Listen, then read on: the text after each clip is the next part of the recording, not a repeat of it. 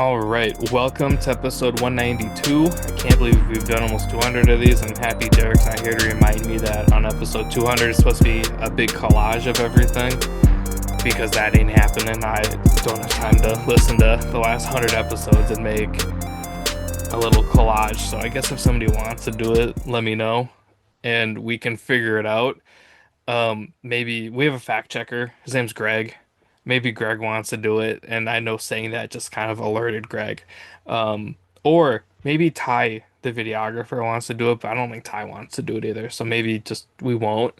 Um, but I am joined by Cory, and Cory is the founder and the owner of ReRoll Golf, and he's actually right in our backyard here in Minnesota, which is super cool. Cory, I haven't said it to you, but we've been trying to do more stuff with Minnesota companies. Mainly because we live here. I love Minnesota. I think it's one of the places that people fly over and should really fly into more often because the courses are beautiful. There's so much good golf here, whether you're here in the cities or you're up north or you're down south in the state. There's so much good golf. And as we were talking about earlier, the food at the golf courses are always really good, like, no matter where you go. But we're trying to put Minnesota on the map. That's one of our big goals, and we want to keep growing here in the state a little bit more. So thank you for joining me, but I'm very excited to learn more about ReRoll Golf. We've already been talking about it for a little bit now, but um, excuse me, if you want to intro us to what ReRoll Golf is all about. I know you have a great foundation. I know it's all mental health oriented, both of which are great things in golf. But if you want to, excuse me again. Ooh, if you want to intro it for us, tell us what it's all about, when you started it, and then kind of what the overall goal is for ReRoll. Yeah, so appreciate you having us on the show. I'm really looking forward to this for the last couple weeks, ever since you guys reached out here. Um, as you mentioned, Minnesota it's a special place, especially when it comes to the golf season. We only have a few months of the year, so we all love to get out and enjoy it. We probably spend more time on the golf course than we should during the spring, summer, and fall, but it's worth it. As you mentioned, not only do we have great courses, but we have courses with great food. And then we also have a lot of great golf companies just in the Twin Cities. Three of the biggest, hottest golf apparel companies are located right in Minnesota. You have Unreal, which is doing a fantastic job. Um, Michael has really taken that company to a new level. You have the guys over at Swanee's, which makes some great gear. They're working with players on Live. And then you have one of my favorite brands, Waggle, they have some of the coolest looking shirts and apparel out there. Um, so when we started this, we wanted to separate ourselves in some way.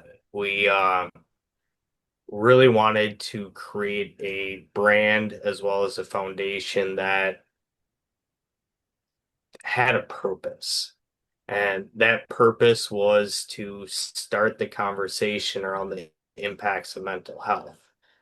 So much of the game of golf is played between your ears, and so much of life is played between your ears. The self-talk that you give yourself when you wake up in the morning to how do you handle difficult situations? How do you handle the unexpected? One of the greatest analogies that I can think of is when you're playing golf, you can hit a great shot and have a bad bounce. And that's how life is as well. And we really wanted to put something out there that could resonate not only with the golfing community, but with people in general. Not all of our apparel is worn on the golf course. We're from Minnesota. It gets cold up here in the winter. We have a couple thicker sweatshirts that you're probably not going to wear to the golf course in a hot summer day, but we wanted to create something that when people saw it, it resonated with our mission.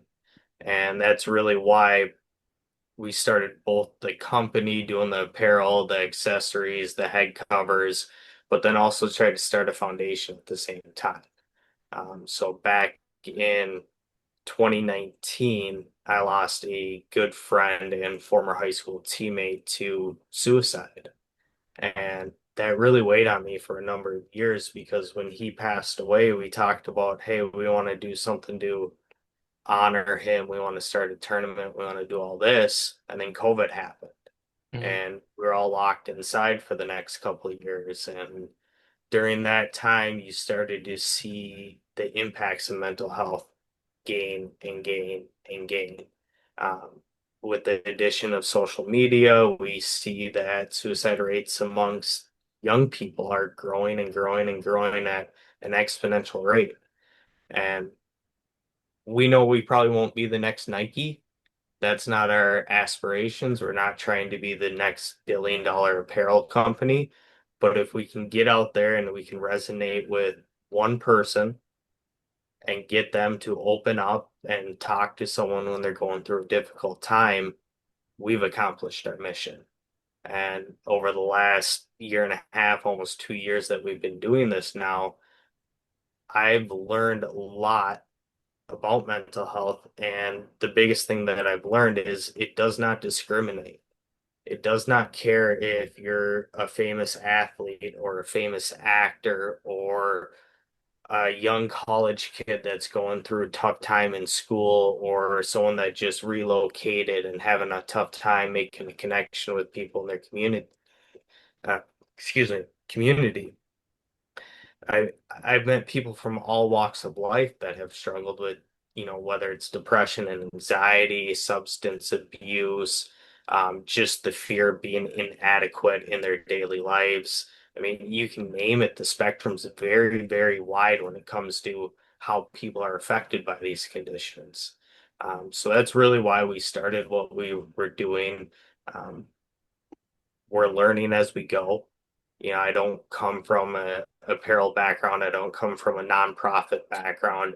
I'm just someone that was very passionate about not only the game of golf, but trying to end that stigma that's surrounding mental health conditions. So I really appreciate you having us on here to chat a little bit more about it. Yeah. And like you said, it doesn't discriminate. And I feel like there's an unfair stigma around mental health and men. A lot of guys are like, oh, it's not gonna happen to me. That stuff's fake. It's this, it's that. And it's totally wrong to think like that because it does happen to everybody and anybody. It does not discriminate, like you were saying. We were talking off camera, offline, however people want to look at it. You know, it's unfortunately one of those things that people don't talk about until it happens. We were talking about Grayson Murray. He, I don't even know what I could say about him that hasn't been said. Great player. You don't make it to the PGA and not be a great player, regardless of what people think of you or whatever. But, even somebody like, a Robin Williams, which caught everybody to left field. The funniest dude you've ever seen, always smiling on TV and in interviews. And, it happens at a split second. And people unfortunately make the decision to end it versus seek help. So if we can get one person involved to seek help, I think this episode's a win. But even if we get people thinking about it and being like, this is, I don't want to say normal, but this stuff does happen and they realize that they're not alone. I think this episode's a win too. Um, Absolutely. but it's unfortunately one of those things that, guys don't talk about. And I think it's really dumb that guys don't talk about it. I don't care how big and macho and buff you think you are, you could still have a bad day, just like everybody else does. I mean, like, I don't know if it's raining by you, because we're both in Minnesota. It's rained all day today here, and I know that alone can kind of determine people's mood. I like the rain, so like it hasn't really bothered me much. I like to listen to like the pitter patter. Yeah. Um, it's like for me, it's not a big deal, but for somebody else, it could be like the biggest deal ever. And both attitudes are valid. And it's one of those things where it's like we don't know, unfortunately, until it happens. So, golf is one of these sports where you can play alone, and that's super powerful in of itself, right? It's something you can go do by yourself. You get to think on the golf course. You get to do X, Y, and Z all by yourself, and a lot of people enjoy it. I'll go play 9 holes by myself and have a ton of fun just because it's kind of me problem solving by myself and not having to rely on somebody being like, hey, how do I play this? How would you play this? It's, hey, I'm by myself. I'm on an island.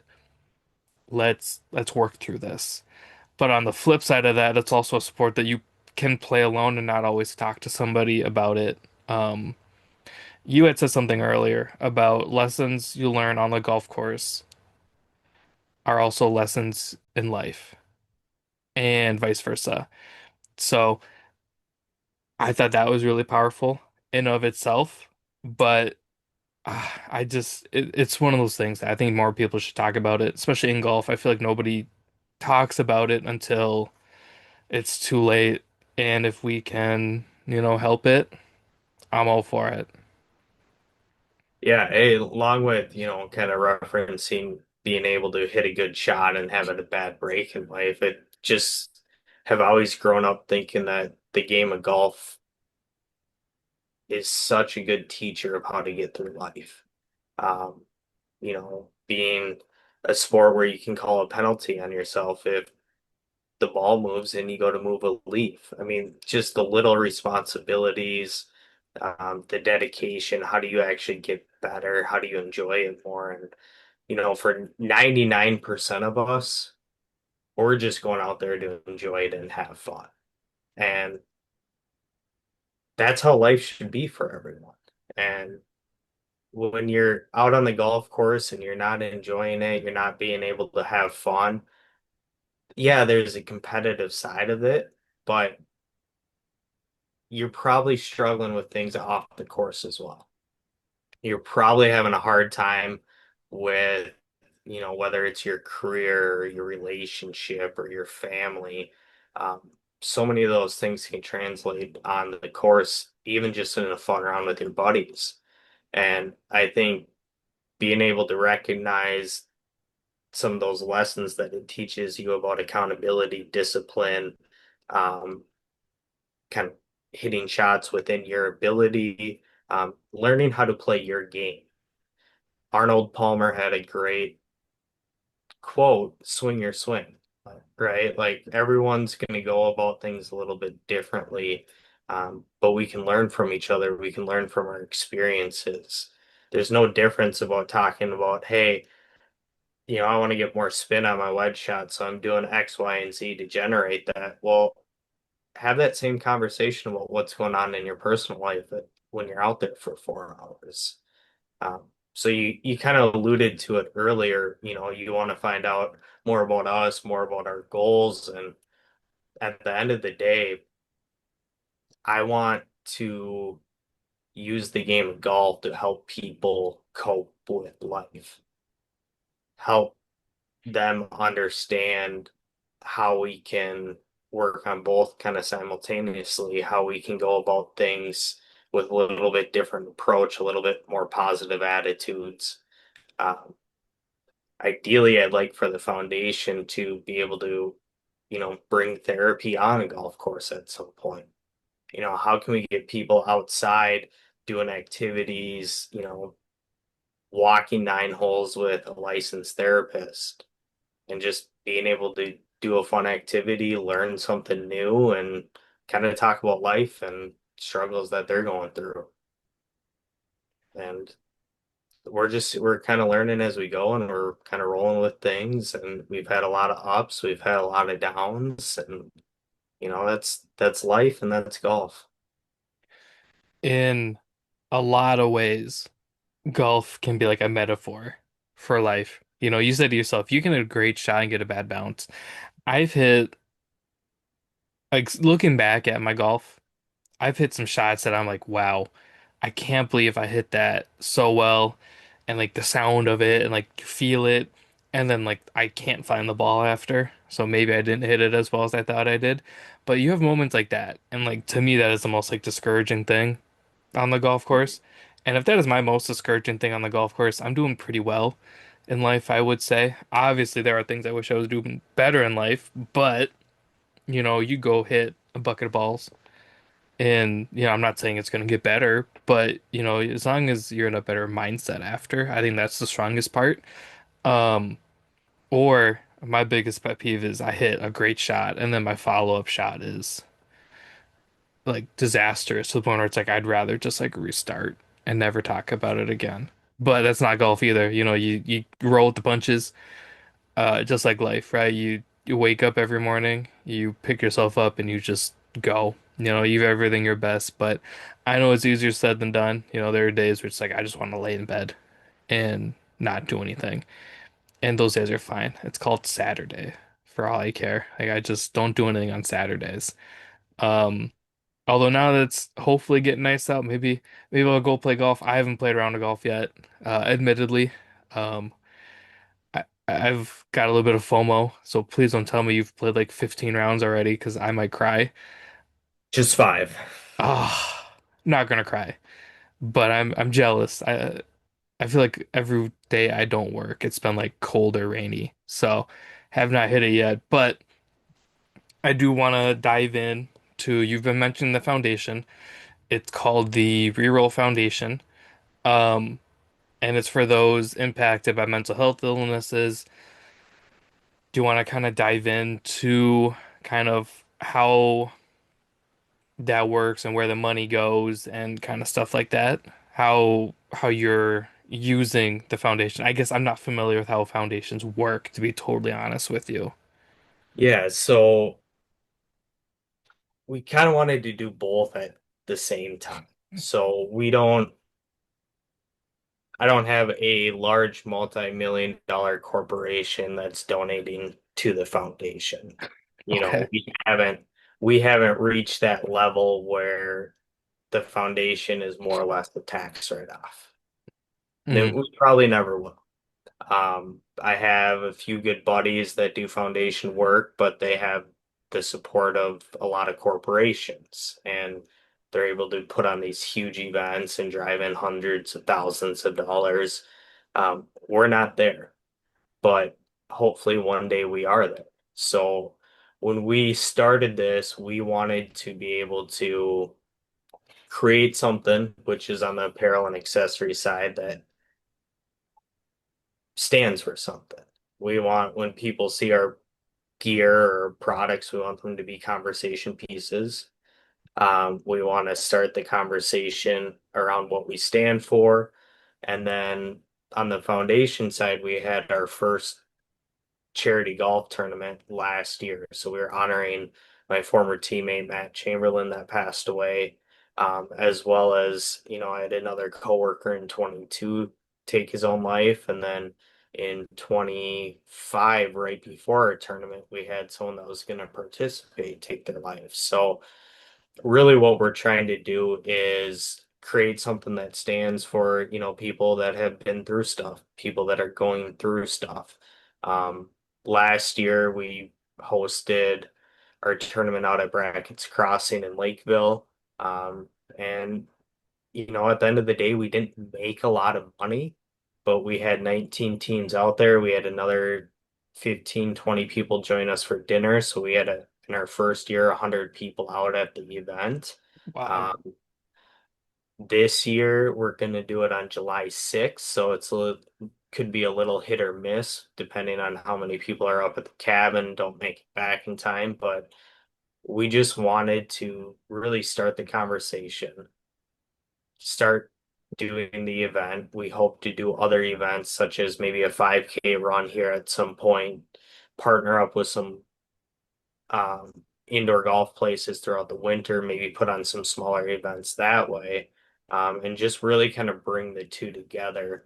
And then, as I alluded to earlier, my hope with it is we can eventually generate enough funds on the nonprofit side that we can actually go in and help people pay for their therapy sessions, pay for golf lessons, help get them a set of clubs, and just kind of really mingle the two aspects of therapy and golf and talking about mental health conditions. So the stage where we're at right now, um, just trying to grow it organically. Word of mouth is huge. Hmm. We did the golf show in 25 when we first did our product launch, and that was an opportunity to speak with 400 people over those 3 days about what we do. And it wasn't just a transactional sale. Sure, people came up and they liked our gear, they liked our material, they wanted to buy a sweatshirt, but every single person we had the conversation with, this is our mission. Um, and that's where we kind of go back, where if we can help one person, we've been successful. We can help two people, even better.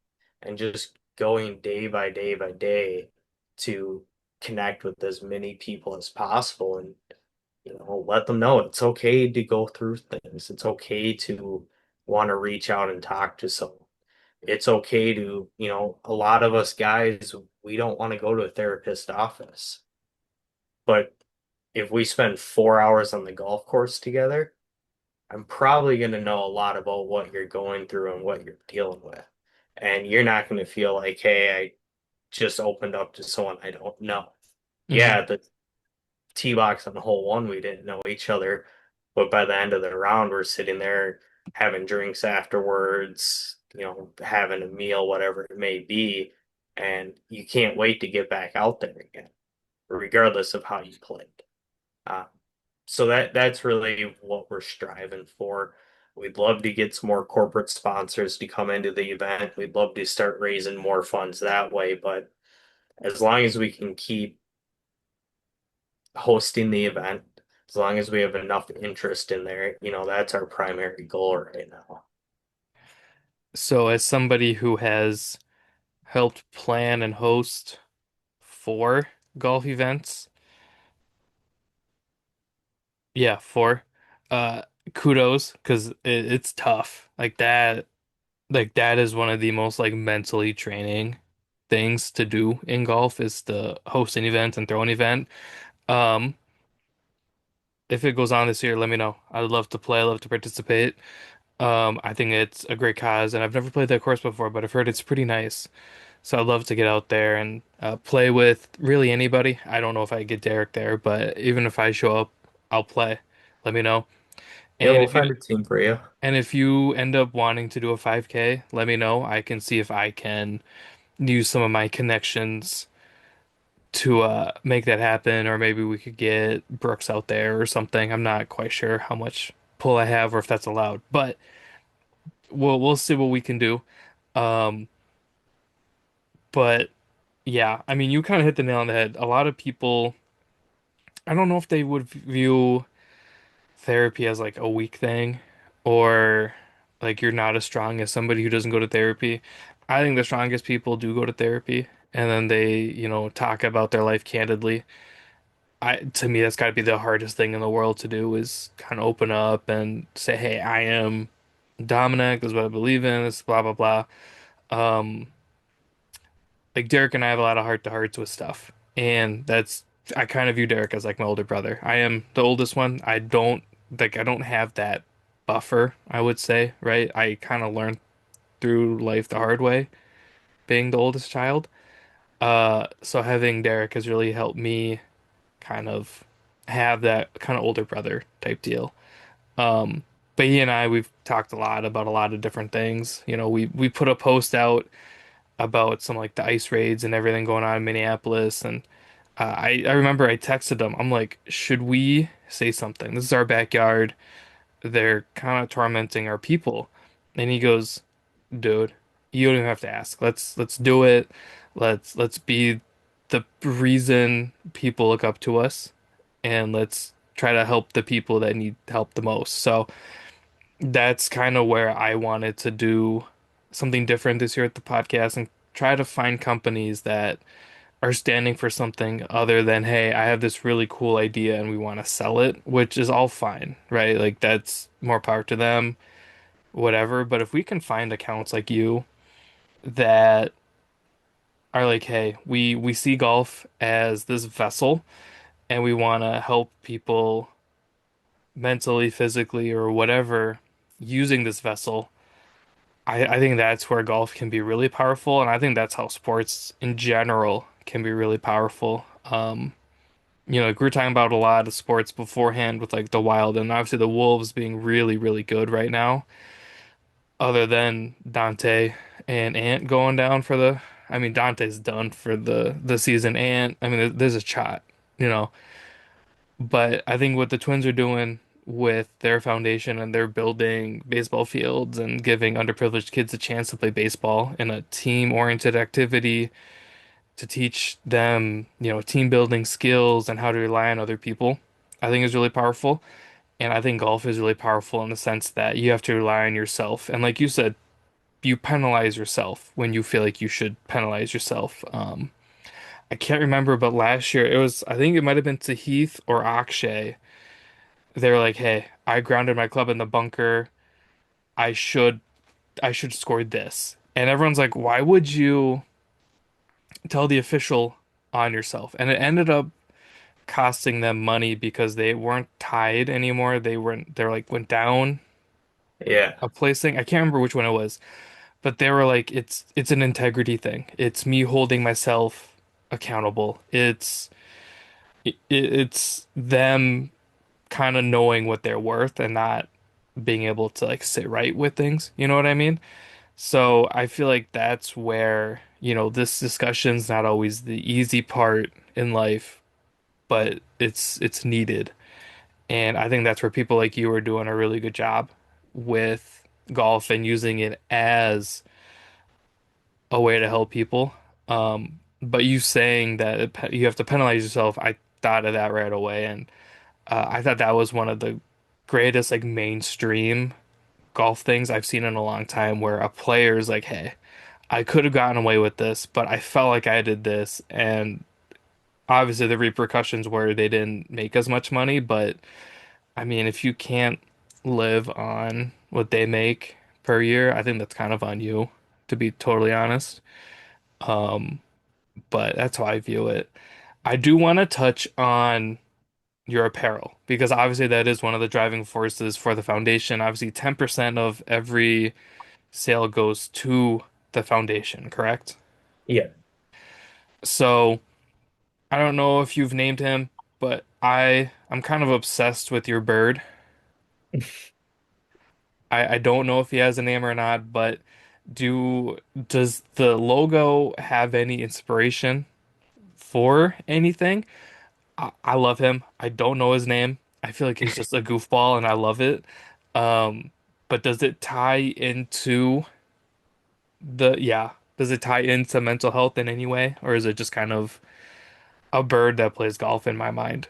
Yeah, so I probably should have been diagnosed with like ADD or ADHD, but it was just something that I always drew on my notebooks in class. Okay. I wasn't really paying attention.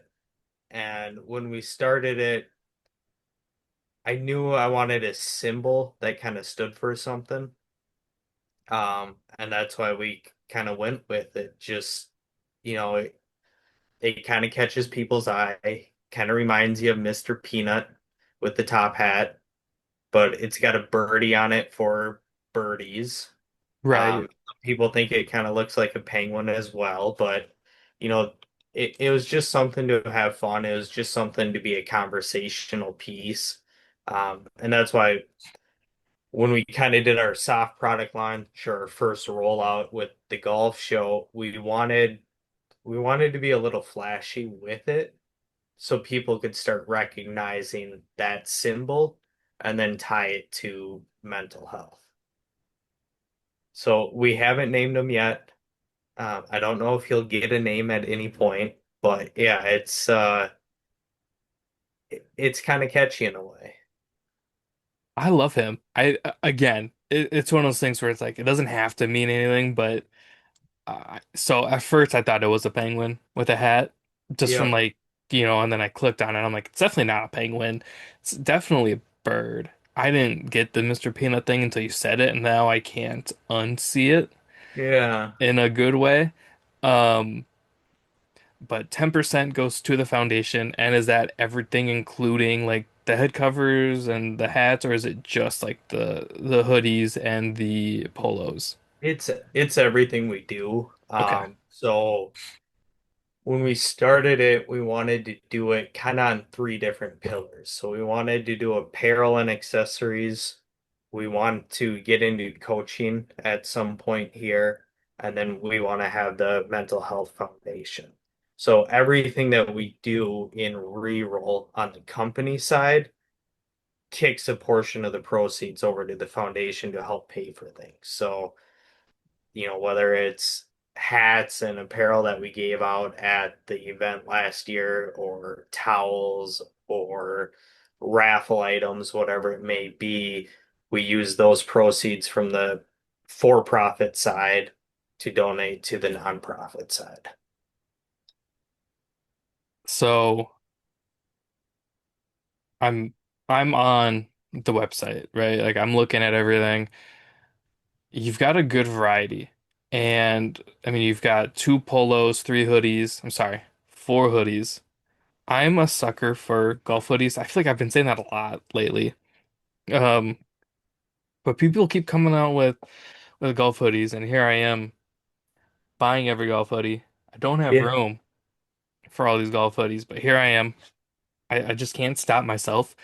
Um, the pricing is super competitive. It's really nice.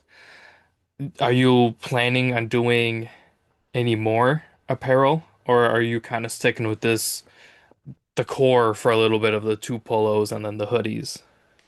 So we wanted to figure out what people liked in our products. So initially, when I started reroll, we were just ordering stuff from like Custom Ink, and it was great. We had a lot of stuff to give away, but it didn't feel like our own stuff. Hmm. We didn't have any real say in the material. We didn't have any say in the fits. So then we linked up with some manufacturers overseas. So met with them in September of 24, and just kind of had a lot of back and forth, different samples being sent out, tweaks on the design, all those different kind of product testing to get ready for our first launch. And what we found out is our polos, people love our polos because they have a built-in cooling fabric. The only Oh, thing that I overlooked is I made them like a slim fit athletic kind of fit to them, and not everyone likes that feeling. So in our next product rollout, we're going to have a few more colors. We're going to have a few more sizing options. Um, and then we're going to open up probably three or four more different of the golf polos. And that's going to be kind of our next product launch. We'll have a couple things in there as well. Um, but yeah, it's learning day by day. So I do this all on the side. hmm. It's not our full-time job. It's not our main source of income. So we've had a couple setbacks where I haven't had as much time to do the product development for next line yet, but that should be coming out probably fall of this year, is we'll have kind of our second product launch. So I'll let you know when that stuff comes out. But the the biggest hits have been these lightweight polos. And you alluded to it, our price point's super competitive. Again, we're not doing this to make money. We're doing this to raise awareness, make it affordable for people, and get kind of the foundation aspect out there. So I would compare this hoodie that you can buy for 49 bucks equal to brands like Peter Millar and some of those higher end brands that you'd see in a pro shop for 115, 120 bucks. Um, we're selling them for 59. And that's why we don't do a lot of wholesaling. We're not in a lot of pro shops, just because we want to keep that price point down for people right now, and continue to grow it organically. Well, the good part. about Minnesota is you now have all summer to product test because it should be getting nice soon, unless it snows again, which I wouldn't put it past Minnesota at this point to give us Nope. a little something, something, you know. Um, but you've got all summer to test that thing out. So, fun enough, that's the exact hoodie I was looking at when I was talking about looking at it. That green is killer. And it's great for the Timberwolves, big playoff game tonight. So we got this green one, we got this blue one.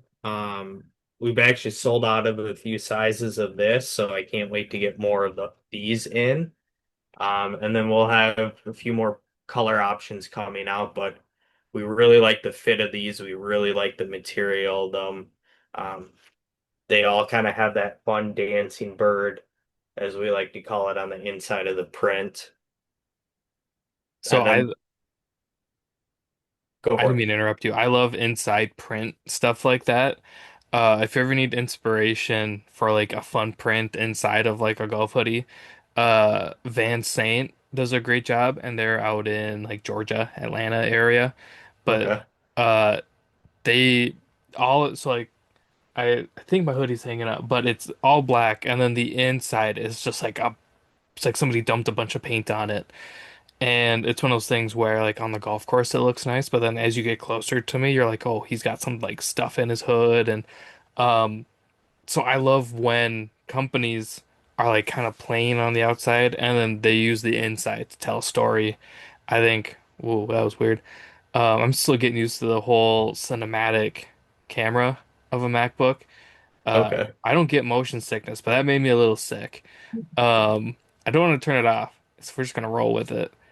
Um, but I love when companies do that. I feel like it says a lot about the personality too, especially because I feel like a lot of golf companies are either like real stuffy and in it for the money, or they're real fun, put the personality out there, and just kind of do what you're doing. Where, when you said you were sold out of some sizes in the blue one, I was pumped because I'm like, that means people are finding you. It means they're liking the product enough to keep buying it and stuff like that. So, um, I'm a sucker for golf hoodies, man. I think those knock it out of the park. And then even if you want something loud, you've got the dancing bird all over print on the outside of the white one, and that thing is a lot. Yeah. Yeah. I almost wore it tonight just to get the print out there and get the recognition, but it can be a little distracting at times. Um, this one I actually really like because it's hard to see, but this is a very heavy sweatshirt. It's 400 plus grams. So when you put it on, it almost feels kind of like a weighted blanket, super comfortable. And then the whole inside is this very soft fleece. Okay. So kind of going back, we wanted to create a few products that you might wear outside of the golf course. So we have this one that's kind of the cozy comfort one. And then we have kind of our black one here that is 100% cotton. It's kind of reminds me of a Carhartt sweatshirt in a way. It's very durable. We call it the working man's, and just a clean sweatshirt. So get this one. Don't throw it in the washer on high heat because it's going to shrink a little bit. But again, we just wanted to have a few things that, if you don't play golf or you're not into that lightweight sweatshirt, you have some options with us. And the heavier hoodie, I believe I've heard like the weighted blankets and weighted hoodies and like the weighted sweatpants are supposed to help with the mental health aspect of things, correct? Correct. Like I said, I work remote, I work from home, and a lot of times I don't really get dressed. I wear like the sweatpants, so I started wearing like the comfort sweatpants for that reason. I don't know if I feel the weightedness of them, just I don't know. I don't really notice anything, but um, was that a reason you made one hoodie kind of heavier, or was it just because it's cold in Minnesota and we need to stay warm in the winter because it hits like 35 below every year? A, a little bit of both. Okay. So. when we when I got it from the supplier at first, I was like, this is a little bit too big and bulky for the golf course. But again, we wanted our products to be accessible off the golf course as well. And the more I wore it, I realized, hey, I can have a t-shirt on, go outside in November and be perfectly okay. Um, and then and sitting up on the couch watching a movie at night or something, you kind of want to fall asleep in it. I mean, it's kind of the dream, right? Like, especially here. Like, if you can go outside in November and just like the hoodie and a pair of jeans, like it must be pretty nice.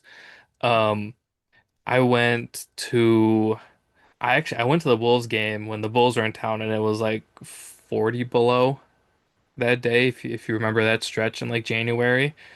Yeah. It was not nice. And I went to that game and I was like, my God, like if I could have something just a little bit warmer, it would have been really nice.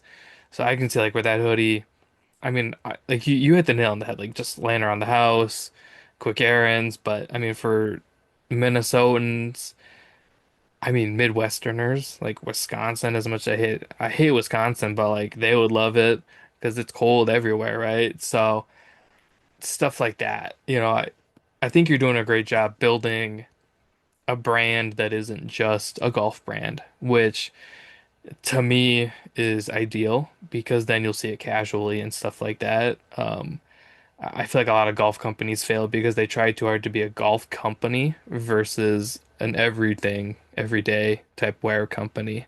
So, that's just kind of me thinking out loud though. Like some of the companies I really enjoy, I wear casually, like Buena Gente, Pare. I just buy their t-shirts. I don't really own any of their polos for that reason. Yeah, and over the last few years, we've seen a lot more accessibility to sourcing your own products. And I think that's why you see so many kind of pop-up apparel companies, right? It's not too difficult to link up with a manufacturer overseas these days. A lot of it's done over computer, Google Translate, whatever it may be. So we didn't want to necessarily design products that you see everywhere else. And that's the incorporation of those two different sweatshirts. I personally have worn them on the golf course. I can play fine in them. They're not, big bulky jackets. Are you going to see that sweatshirt out on the PGA Tour as a cold weather option? No, probably not. Um, but again, we're not necessarily going after elite golfers or trying to create an elite golfing brand. We're trying to tie the two together. And that's what I'm really looking forward to in our next product launch. We have a rain jacket that I'm working on developing that has that same soft fleece inside feel to it, but it's waterproof. It's a little more form fitting, so you don't have loose clothing when you're trying to play golf. So we'll have that coming out this fall as well, and kind of that active leisure niche kind of going after that stuff, but also the everyday run of the mill. Um, we'll have some good t-shirts coming out that are going to be really comfortable to wear in every walk of life. And we're going to have both. We're going to have some that are very kind of subtle, like our blade polos. It just has the bird on it. It's a two-button blade polo. I have a lot of people that will wear this to work. Um, Super comfortable. Again, kind of has that built-in cooling factor. So even touching it now, it has a cool touch to it. And then more on the loud side of things is, just like our sweatshirt, our dancing bird shirt. People like to let loose a little bit on the golf course. Are we going to have a bunch of inappropriate stuff all over the shirts? Probably not.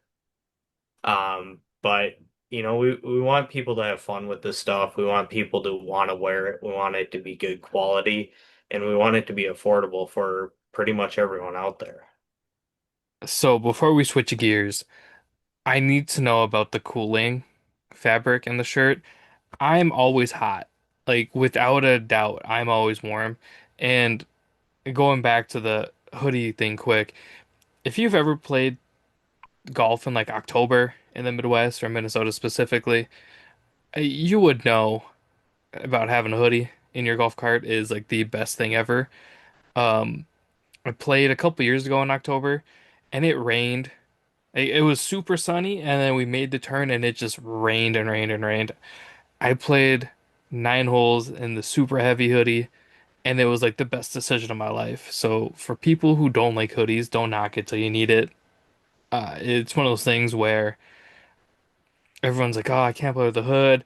You're not good enough to play without a hood, anyways. Just put the hoodie on, stay warm, chase the ball around, don't get struck by lightning.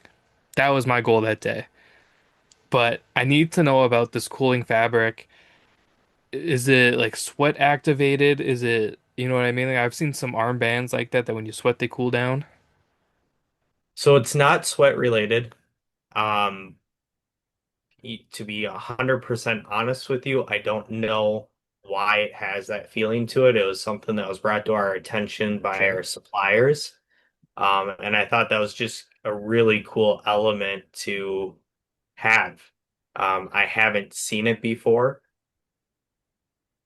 and we just kind of rolled with it for kind of two polos to distinguish ourselves a little bit.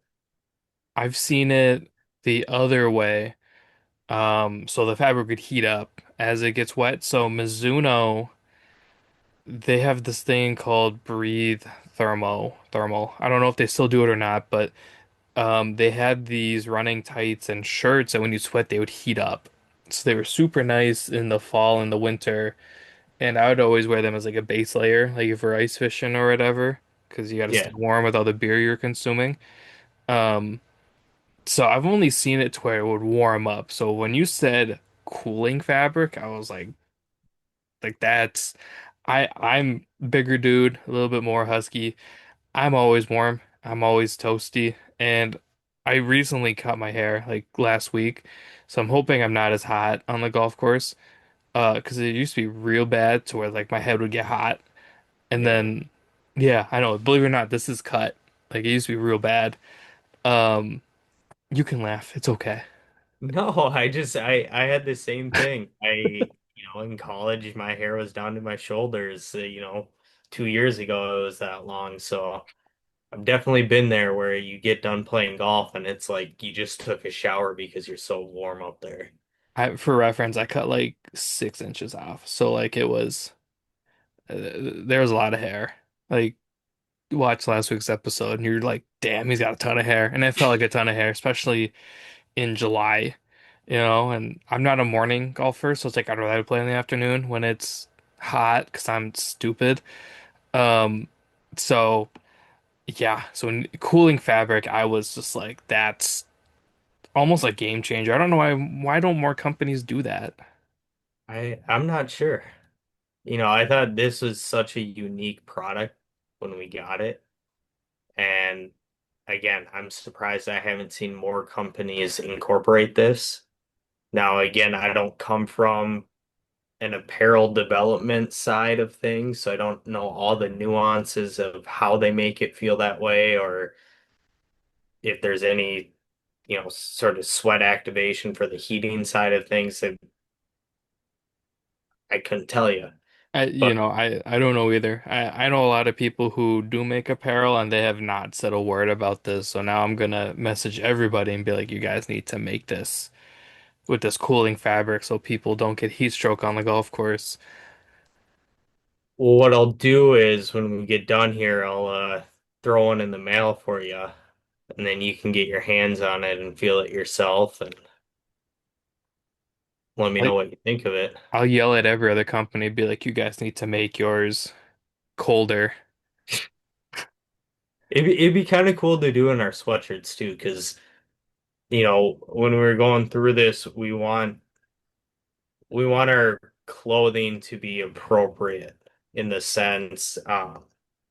Few years back, we lost, a great player in the state of Minnesota to sun cancer. Johnny was 34 5 years old. You might have saw some of it on the news. He was really close with Eric Van Rooyen. Um, and yeah, he ended up passing away to skin cancer at a very young age. So in our next product launch, we're going to make sure that all of our products are, sun shirts.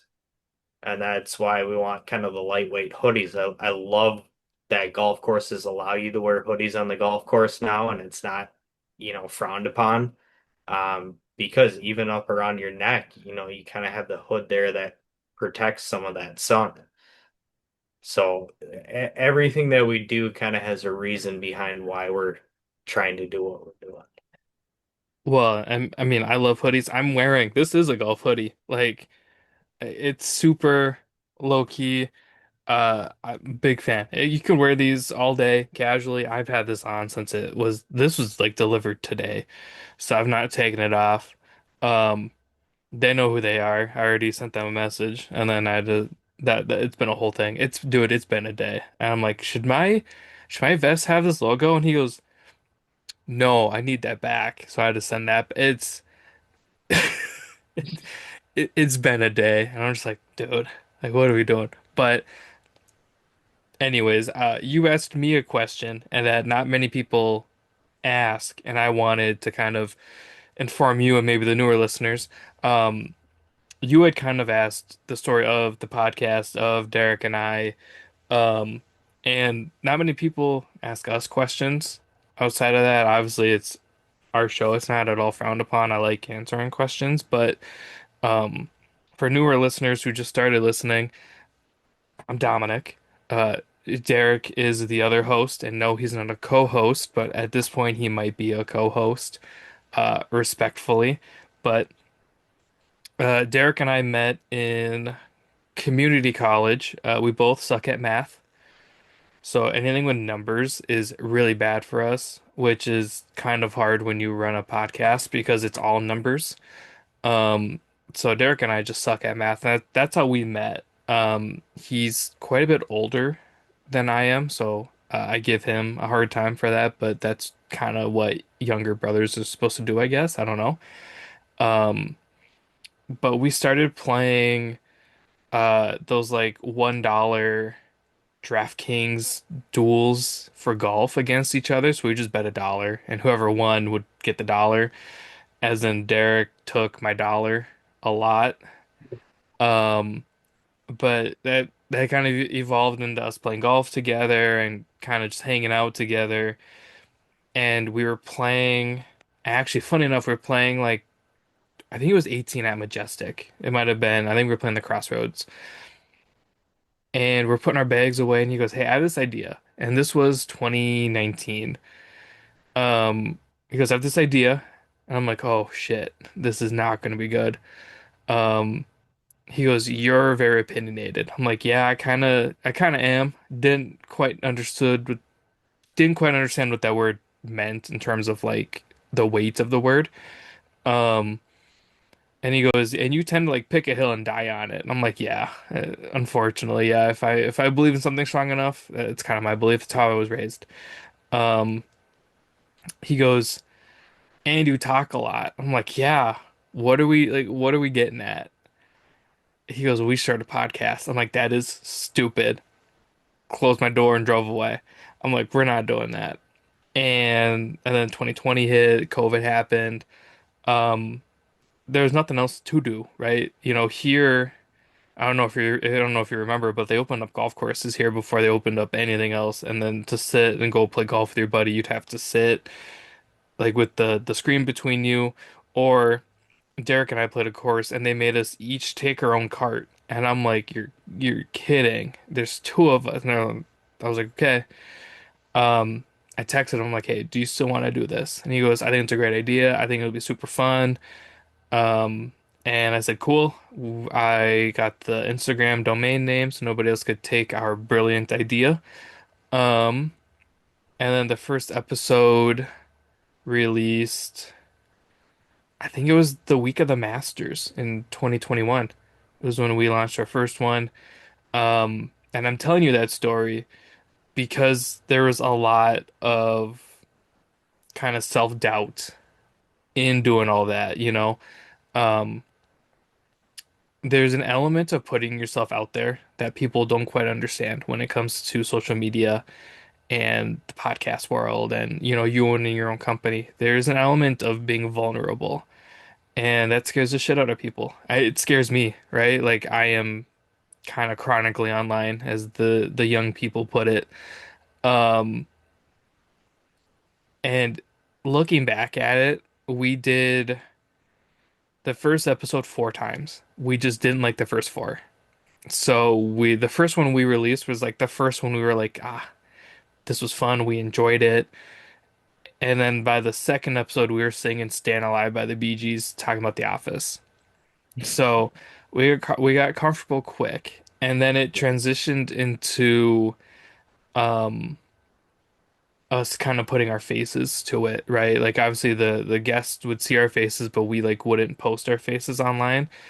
It wasn't that we were like embarrassed about it, but Derek and I had to sit down and be like, do we want to become kind of these talking heads or the faces of this or whatever? And I've never really had an issue with it. Um, just kind of my mindset is, if people like us, great, perfect.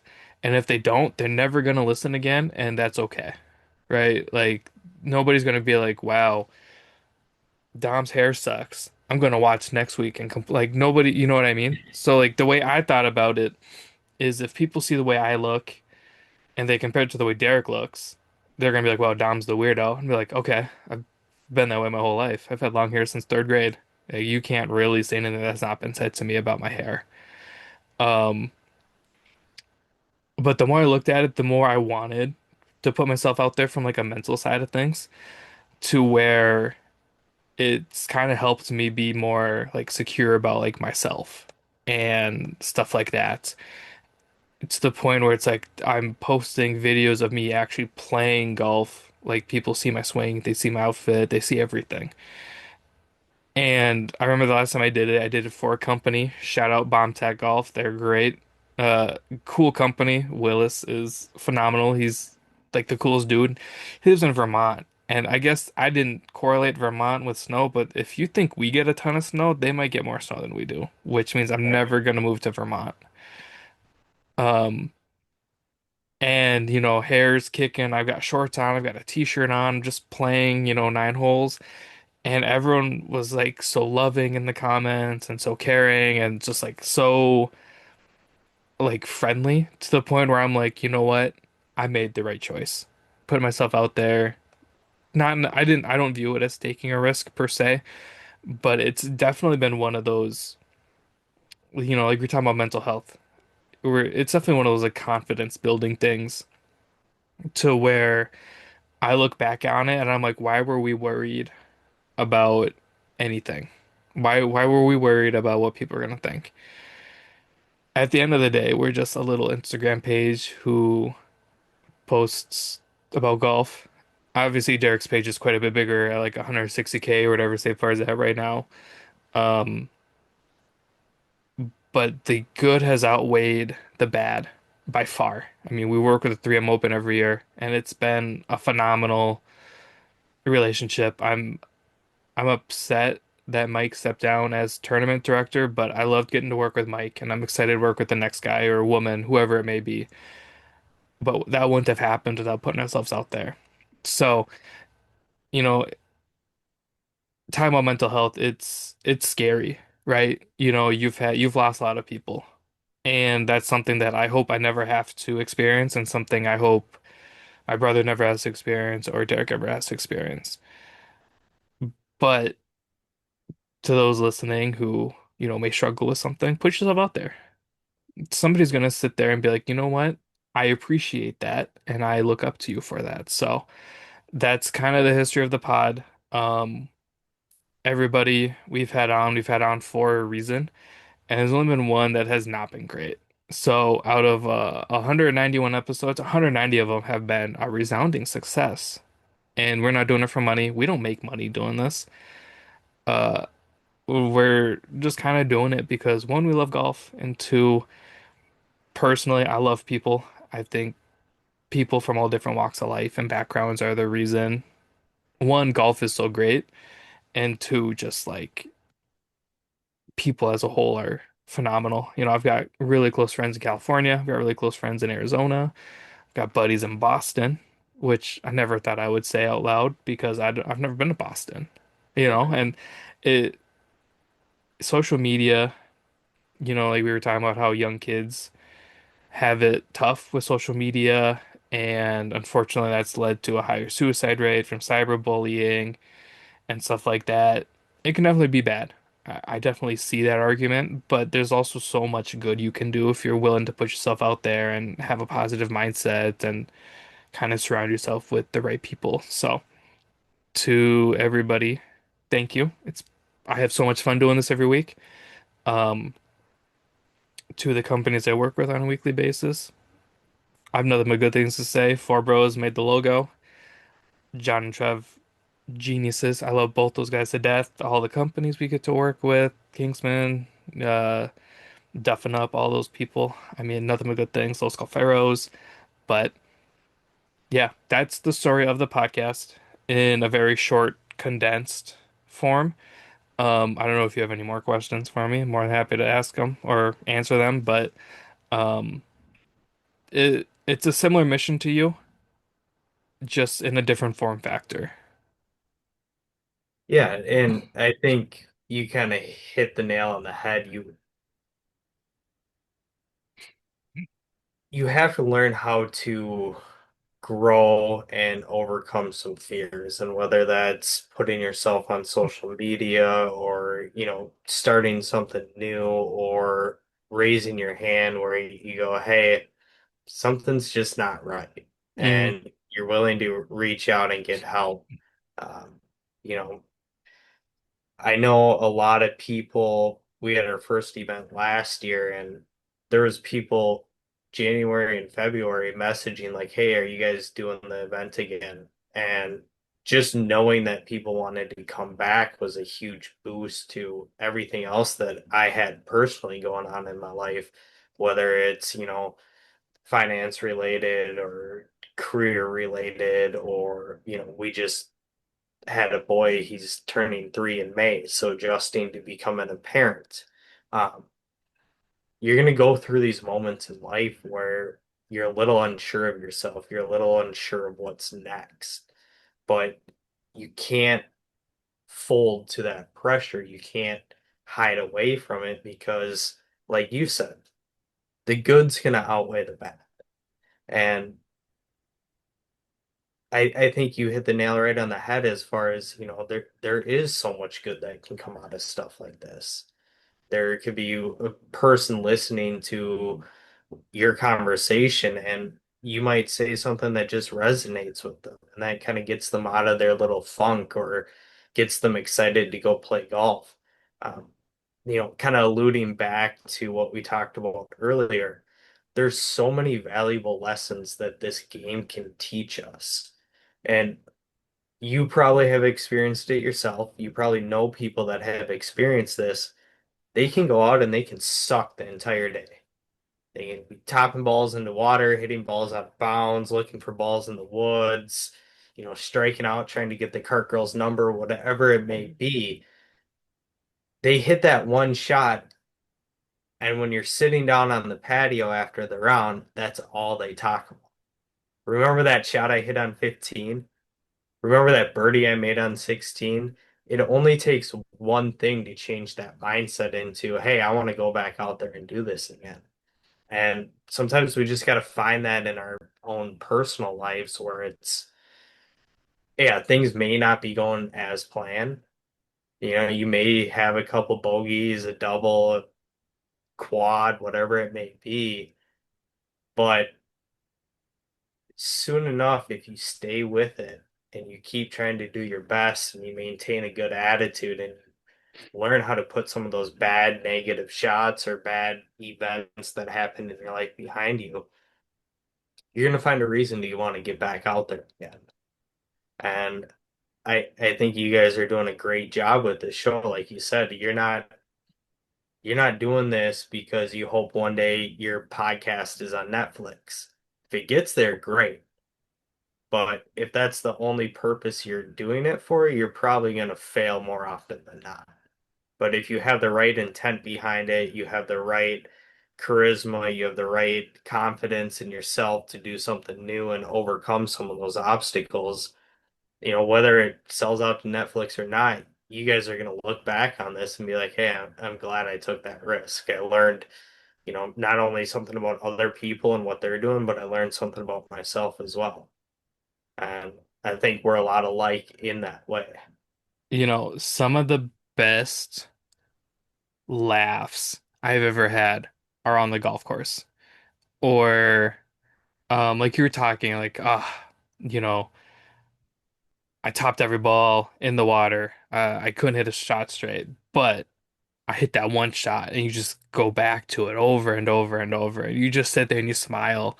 One of my good friends, I won't tell her story because it is her story to tell, and I'm not that person.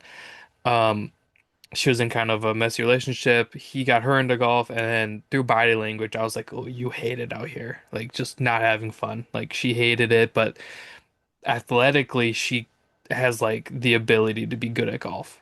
But she was so mentally drained from the kind of bad relationship that she would quit after like 6 holes because like he would coach her, and it wasn't really coaching.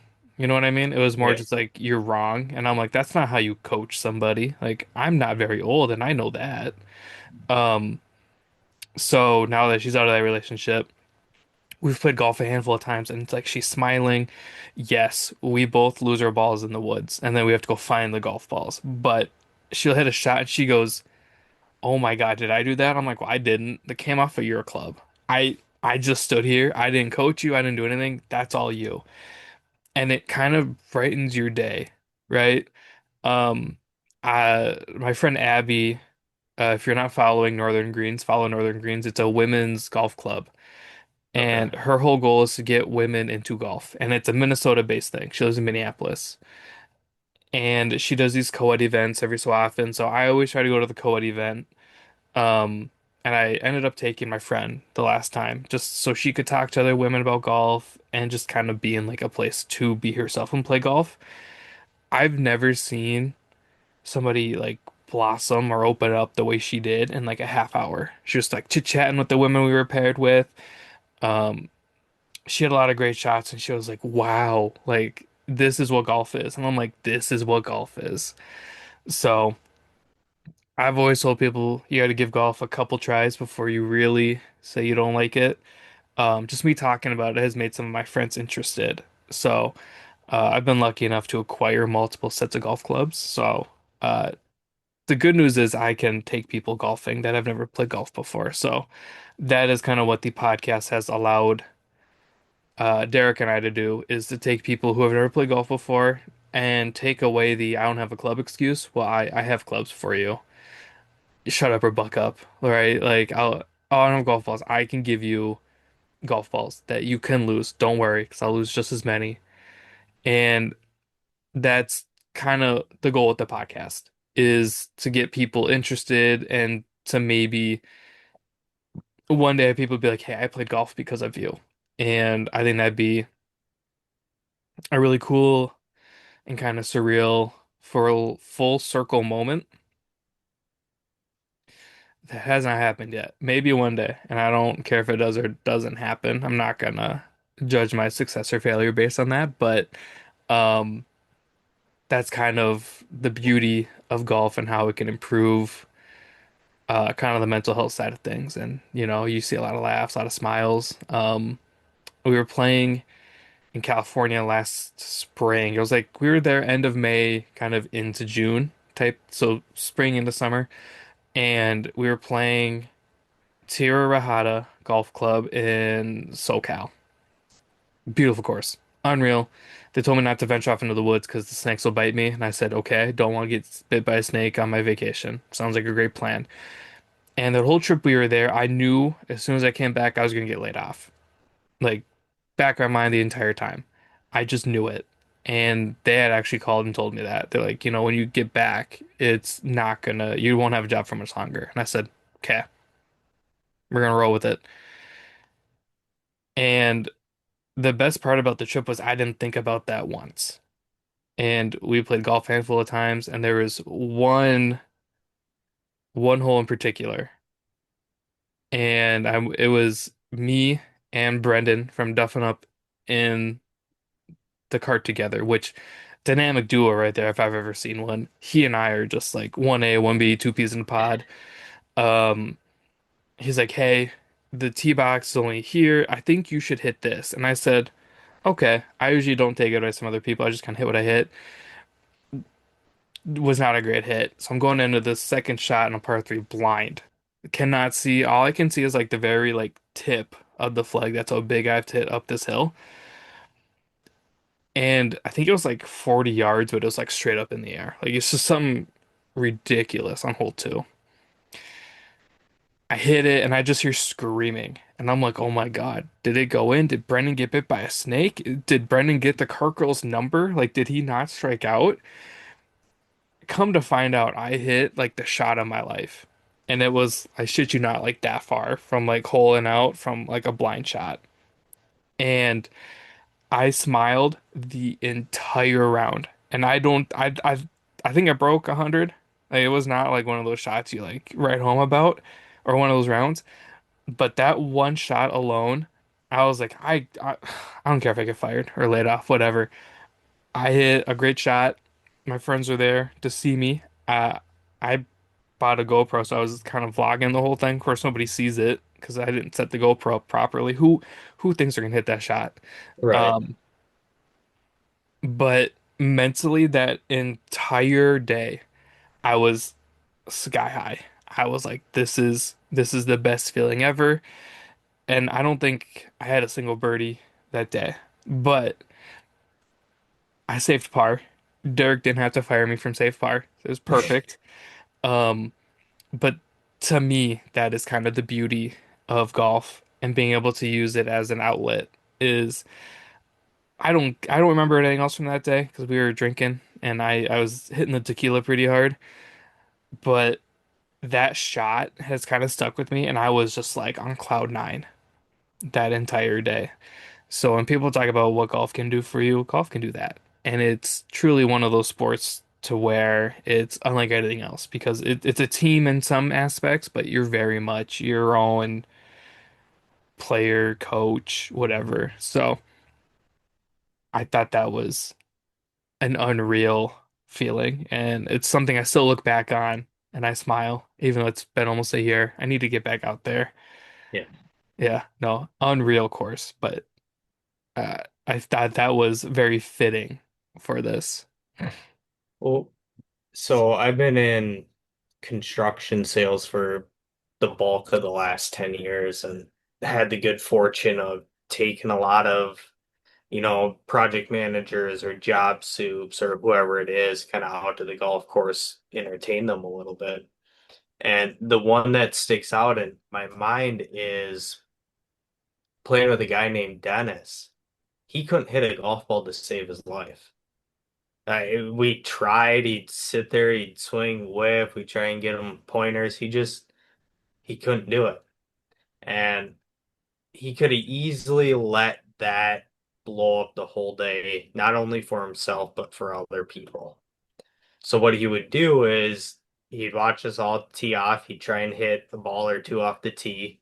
And then he would just pick up, he would go to the green, he'd drop the ball at the farthest point from the pin, and he would just try and putt out. And he ended up making about 340 plus foot putts in one day. And he was the happiest guy I've ever seen on the golf course. And I think that story has a little lesson in there where, you don't have to compare yourself to other people. You don't have to have this, keeping up with the Joneses mentality. I'm a scratch. If he went out there and he's like, I got to hit every shot like Cory, he's going to have a miserable experience. But he plays within his own game. He's learning as he goes, and he's still able to find a way to enjoy it. And that's what I love about this game. There's so many great things that you can learn just by getting out there, meeting different people, going through difficult situations with yourself. learning how to set goals, work towards those goals, learning how to improve. Um, you know, if you walk, go out there and walk, you're getting good exercise in. You're taking care of yourself by putting yourself out there, but you're also enjoying and learning about yourself. And it just it's a game that I absolutely love, and I've been blessed. I've played a lot of sports growing up. Um, but it's always been that thing where if I'm going through something or struggling with something, it's like, okay, I'm just gonna go to the golf course for a few hours. I'm gonna hit some putts. I'm gonna throw in my headphones. I'm gonna hit the range for a little bit, and I'm gonna allow my focus to be on that and away from everything else. And you come back feeling refreshed and recharged. And that's why I want to introduce the game to more people. And ever since COVID, it's got very popular.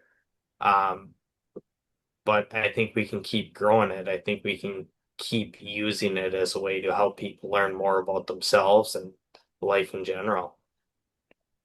Yeah, I mean, I can't agree more. It's one of those things where people are now saying to shrink the game because you can't get tee times or anything, and I'm like, well, you just go play a different course, right? Like, obviously, we're lucky enough here in Minnesota. We've got a ton of courses. I think we have the most golfers per capita is Minnesota. And, you said it earlier, we only get a few months out of the year. I think we appreciate golf more than anybody else in the country because we only get golf, for lucky April or March through like middle October. So that's not a very big window compared to some of these other states where you can play golf year round or, whatever. Obviously, we can go indoors, but it's not nearly the same. Or in my opinion, it's not nearly as fun to play indoors and hit at a screen. I I don't know, to me, the winter's my time off to like let my body like not feel like I just ran into a boulder because I Yeah. probably don't swing right. Um, but getting people into golf's super fun. I one of my friends wants to go, and I don't think she's ever held a golf club other than like swing it at one of her ex-boyfriends. Um, so that'll be interesting.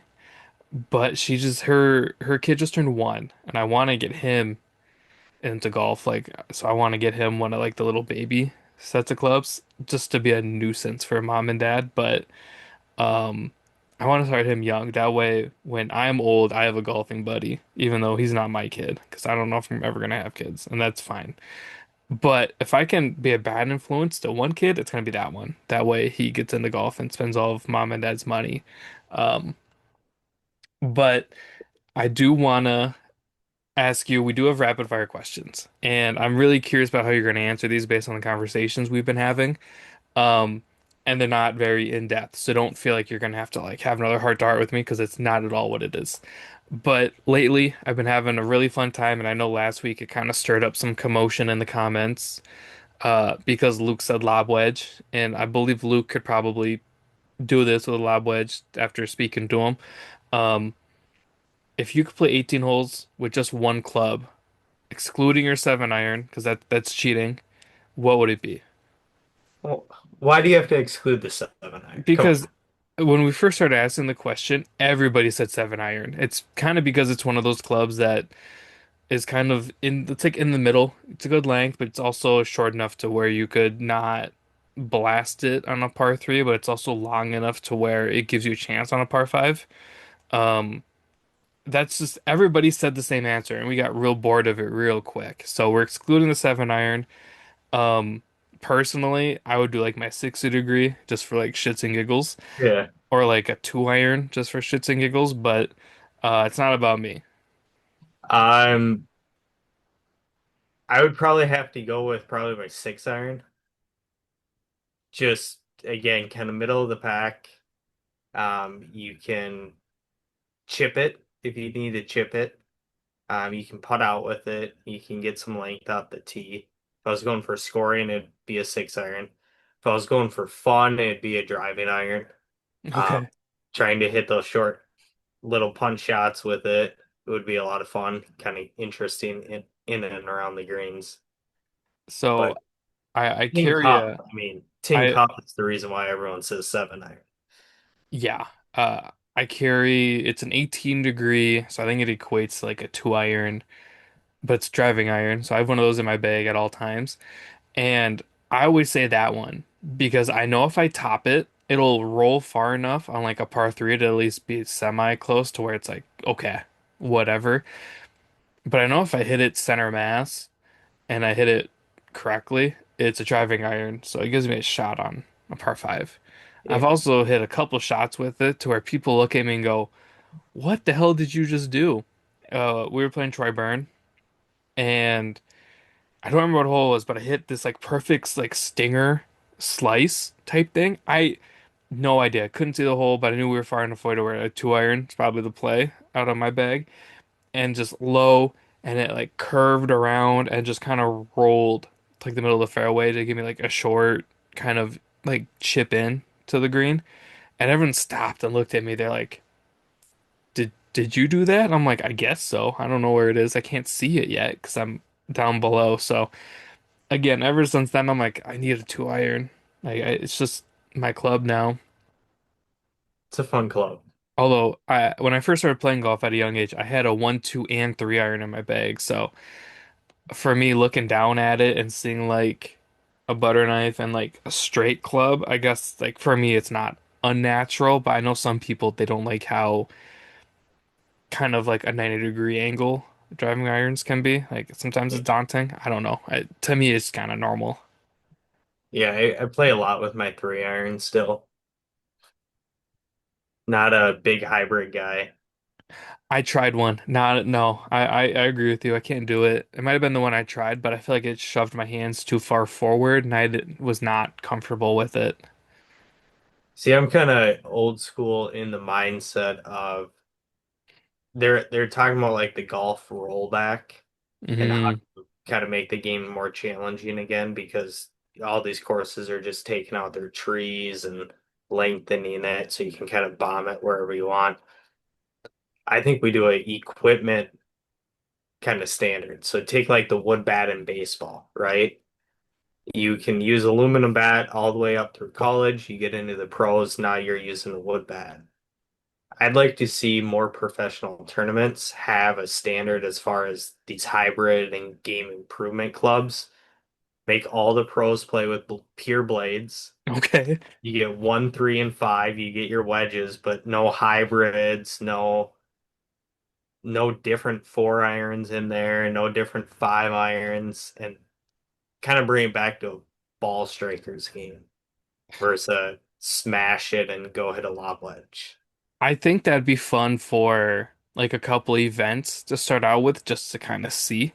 I do enjoy kind of, I know it's kind of a hot take, but like I enjoy watching Bryson and his mad scientist mind make these weird ass golf clubs that Yeah. don't make sense to me. But in his brain, he's like, oh, it's more aerodynamic and the weight is better and blah blah blah.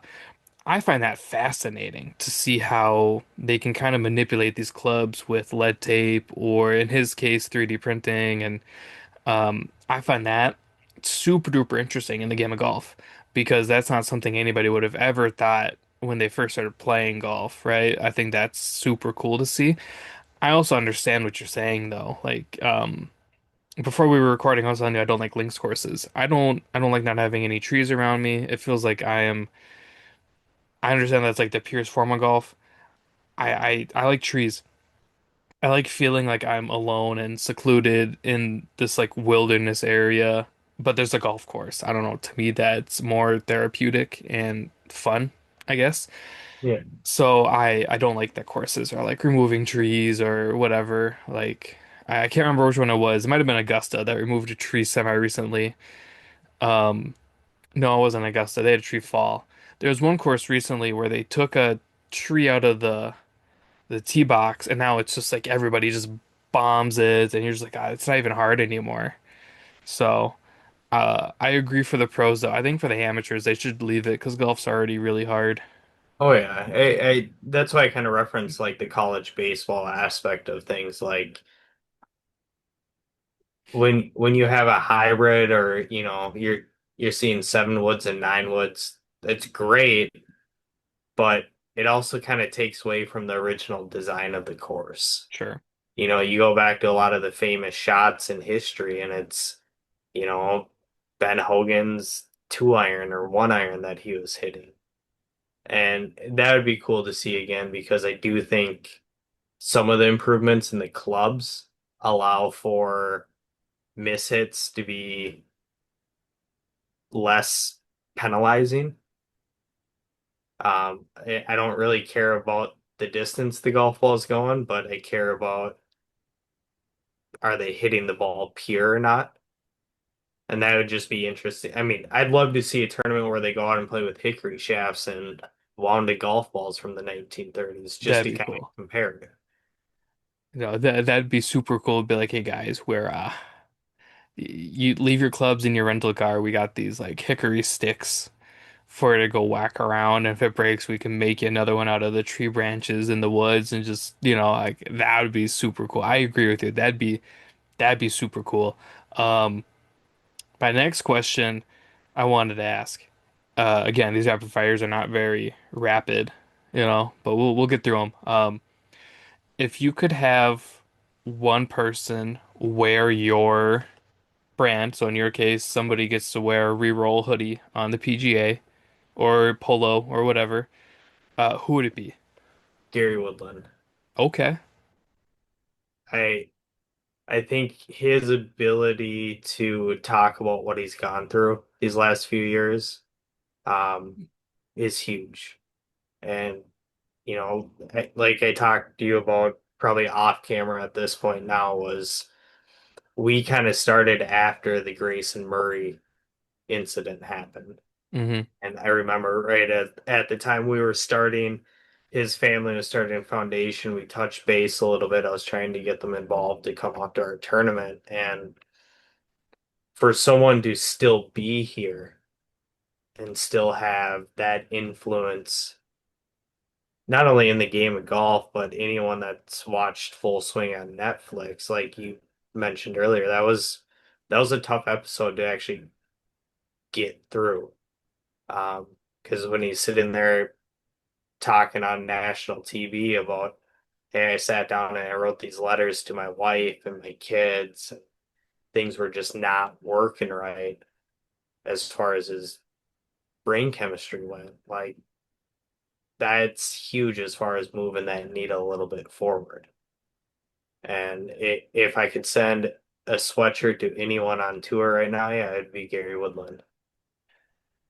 So that's better than my answer would have been. I could see Tony Finau wearing the green hoodie, Oh yeah, and we're big fans of Tony over here on the pod. So that's no shade to Tony. I think Tony would be a phenomenal, um, I don't want to say influencer, but phenomenal partner for the brand because, like Gary, Tony's very well spoken. He doesn't speak about the mental side of stuff as much, if ever. But if you're going to talk about a great role model, somebody who goes out there and looks like he's always having the time of his life, it's Tony Finau. yeah. I And he's mean, a great family man. yeah. He has his priorities in place. I mean, I couldn't imagine traveling to these events trying to get ready for a tournament. And you have your wife and what is he, have five, six, seven, 12 kids now? I mean, Who that knows? guy's, and he brings them all with him. And they've talked about how, hey, do you think this has taken away from your ability to win some of these events? And I don't think he cares. I think he'd rather have that experience with his family than another PGA Tour win. Which ultimately, that's what it's about, right? Like we saw him in the par three contest with his family, and obviously he runs backwards and dislocates his ankle and then pops it back in. But did he ever lose that smile when he's looking back at his family and his kids and his no. No, I don't think he would trade that for anything. Obviously, he might trade the dislocated ankle for a few things that week, but I mean, if you're going to talk about a dude who is just happy to be playing golf on the PGA Tour and who's a damn good golfer at that, I'm not saying he's bad and he's lucky to be on the tour. The tour is lucky to have Tony Finau. I mean, he's kind of the guy in my mind. It's Tony. Like if I start my own company and anybody reaches out and it's Tony, I'm freaking out and sending Tony like one of everything. Yeah. Yeah, two of everything, Oh, or hey, 12 for if all his Tony's kids. listening and he wants some swag, let me know. I'll gladly send it out to him. Tony, if you can sign like a picture for me, I'd appreciate it. Like, I'm a simple guy. That's all I want. Although Derek and I met Mike Conley for the second time at 3M Opens. We have some Mike Conley signed golf balls. I'll trade you a Mike Conley golf ball, Tony, for like something. I don't know. Although for Time of Wolves, I love Mike Conley. Mike Conley's Yeah. that guy too. He's an OG for sure. He's a great team player. Also has a really cool golf brand that he has not talked about very much yet. Oh, really? Yeah, What's that? good guys finish first. GGFF, I think. Okay. I don't want to give bad information, so hold on. Good guys. Yep, so it's called Good Guys Finish First. It's Mike Conley's company. Um, right now, there's nothing. Some of you could wear on the golf course, but Mike Conley does play golf, and this company is all about um, Mike Conley and being just like a good dude. Like you don't ever hear anything bad about Mike Conley. No. I I was glad we were able to get him back. yeah, It worked out well for us. but yeah, if you need Mike Conley information, Good Guys Finish First, super cool. It's very minimal. Um, It doesn't, I don't even think it says Mike Conley on any of the apparel, which is super cool, but it's very low key. We were able to like chat them a little bit, and he did tell us that he wants to add some golf pieces to it because he enjoys playing golf, and that's why the 3M has them out every year. Although Wally Zerbiak was there last year, and I've never seen Wally Zerbiak with a golf club. Granted, I've never seen Wally Zerbiak in person until I looked up at him, and I'm like, you look weirdly familiar to me. And then Derek's like, dude, that's Wally. And I'm like, shut the fuck up. I'm a huge Wally Zerbiak fan. I just had never seen him in person. Oh, yeah, my childhood, like full circle moment right there was seeing Wally Zerbiak. What what is he like 6'5", 6'6"? Something like that, but he looks like a random, like he looks like a generic white guy. So that's why I didn't pick up on it right away. But I'm like, I've seen you everywhere, and people keep surrounding you. And Derek's like, yeah, that's Wally Zerbiak. And I'm like, I would throw lobs with Wally Zerbiak to KG and NBA 2K6 back in the day, or Live '06 or whatever it was on my PlayStation. So Yeah. yeah, I was throwing lobs with Wally to KG. KG would put up like 180 points a game, and Wally would have all the assists. Well, if like Nas Reed wants a sweatshirt, reach out. I'll hook up Nas Reed with one. Nas Reed, he'd be another good one. Um, Final question because I'm getting a little sleepy. Um, this one's cool because I could go do it if I wanted to. Uh, Walk us through. I'm in your neck of the woods. We're playing golf for a day. Where are we going for breakfast, lunch, and dinner? Ooh, And this is something I so could do because you're not too far from me. I mean, if we're at the golf course, I mean, Brackets has great food. Um, Breakfast. Can I do something that doesn't exist anymore? Yeah. So in Rosemont, there was this place called Big Daddy's Diner. It was an Okay. old school diner from like the 50s. I wish that place was still around, but I'd love to bring you there for breakfast. Um, for lunch, I think we would have to go get some, you know, we'll go get a burger. We'll actually head down to 7th Street in St. Paul. Good buddy of mine, Eric Glore, he has the House of Glore. Um, Okay. fantastic burgers. He's got a genius mind when it comes to integrating different flavors on these burgers. Huge shout out to him. Um, and then for dinner, man, I'd have to get some good wood fire pizza somewhere. Ooh, there we Um, go. there's a few, I don't know if you've seen them, but the school bus brick oven pizzas Yeah. around. Um, Go grab something like that. Finish off the day. I'm a sucker for pizza like that. Like my favorite pizza is Punch. I love Punch. Okay. Have you ever been to a Punch pizza? I have not. I've heard about them though. They use the big hot ovens. They put your pizza in at like 600 degrees for like 40 seconds or something, whatever it is. And they come out just like super good. It's like the classic Italian. You do like a margarita pizza. It's my favorite because you get like the charred pieces. Yep. I know what you're talking about though, with those kind of school bus rectangle pizzas. Uh, it's on my bucket list. There's so many good pizza places around here that I just don't have time to go try them all out. But I'm there. I'm down. Yeah, I think Minnesota, as far as their food options, is so underrated. Hmm. There's so many great places around. Um, I mentioned to you earlier, if you're up in the your neck of the woods, Bunker Hills, they got a great outdoor grill, and they have something called the Double Double. It's one of the best cheeseburgers you're gonna find in the state. So check that out. Danny's out at Stone Ridge is phenomenal. And then the Legends Club in Prior Lake, they have a really good restaurant there as well. I've heard that their restaurant is really good. I've heard the golf course is really nice too, but I heard about their restaurant before I heard about the golf course, and I thought that was interesting. So I kind of want to just eat and then maybe play golf, but really just eat. Yeah, let's do that. You get down here, we'll take you out to a few food places. If we make it to the course, we make it to the course. Otherwise, we'll just order food for the course and go that route.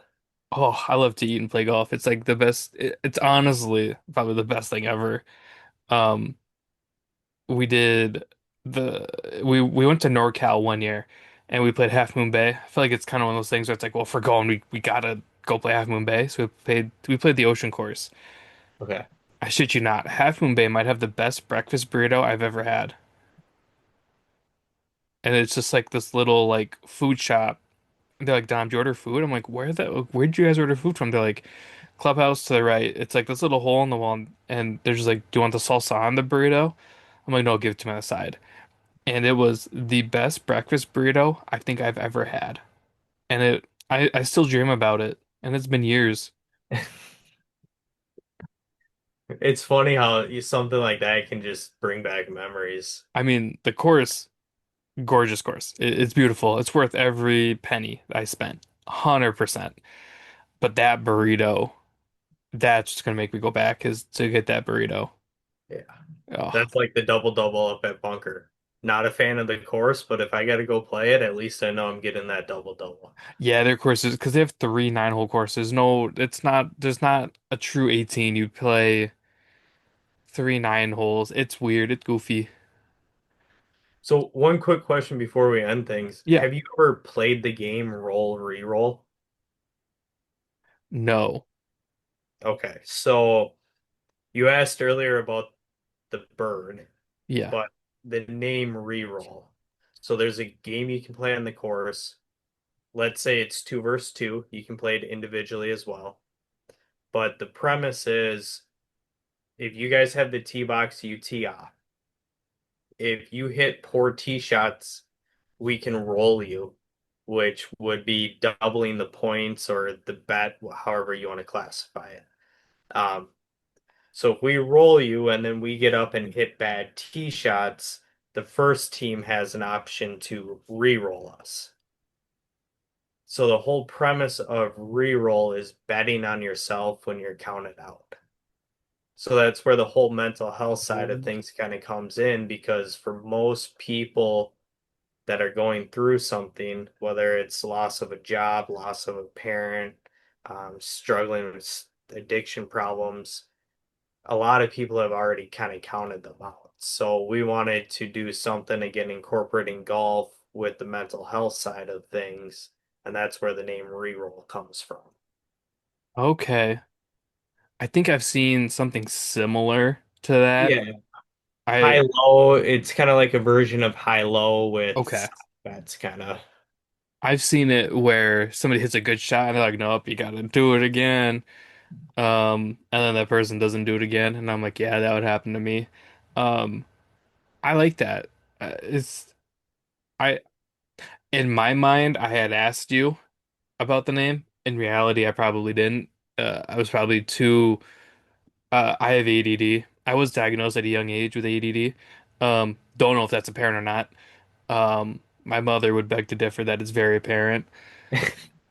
Um, I think we all have it to some degree if we grew yeah, up in the I 90s or was 2000s. I was fully distracted by the bird. Not gonna sugarcoat it. The bird was like my hyper fixation going into this. I'm like, I gotta know about that damn bird. Yeah, just something we drew on notebooks to pass the time when we were bored in class. But yeah, no, I'll grab your information. I'll get you some stuff sent out here. Let me know your honest feedback. And then we'll figure out a time to get together, play some golf. Again, our tournament's July 6th down at Brackett's Crossing in Lakeville. Um, you can find it on our social media page, or you can go to our website under the foundation. There should be a link there. And again, we're looking to grow this thing pretty organically. Take it one year at a time, one step at a time. So hoping to fill out the course. We can have up to 36 teams, so should be a good day. I might have to ask you for the link, but it's something I'd love to play in if I'm able to. Obviously, that's a weird time. Uh, Not a weird time, just a busy Yep. time. Um, is that a Sunday? The fourth's on a weird day this year. So it's on a Monday, so it's the Monday following 4th of July weekend. Got it. I'll take it off. I don't care. I look forward to it. Should be a fun time. And hey, Listen. thanks again for reaching out, helping us spread, not only information about our company, but a good hour plus here talking about kind of mental health and how the game of golf can help some of those people going through some struggles.